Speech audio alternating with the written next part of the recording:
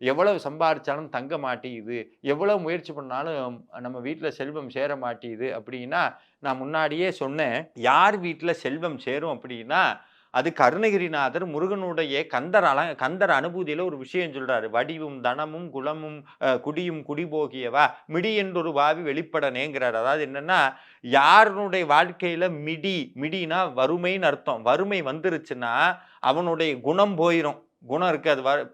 காசு இல்லைன்னா குணம் கெட்டுரும். அவனுடைய குலம் போயிரும். சுத்தி இருக்கவன்லாம் விட்டுட்டு போயிருவான். அழகு போயிரும். பொலிவு போயிரும். நேர்மை போயிரும். எல்லாம் போகும். எப்ப தெரியுமா? இந்த வறுமைங்கிற பாவி வாழ்க்கைக்குள்ள வந்துட்டா அதெல்லாம் போயிரும் முருகா! அவன மட்டும் என்ட்ட விட்றாதன்னு சொல்லி அருணகிரிநாதர் நமக்காக முருகன்ட்ட கேட்கிறார். அப்ப அருணகிரிநாதர் முருகன்ட்ட போய் வறுமைய பத்தி ஏன் சொல்றார் அப்படின்னு யோசிக்கும்போது, வாரியார் சாமி சொல்லுவார் அழகா, யார் வாழ்க்கையில வறுமை வரும் தெரியுமா?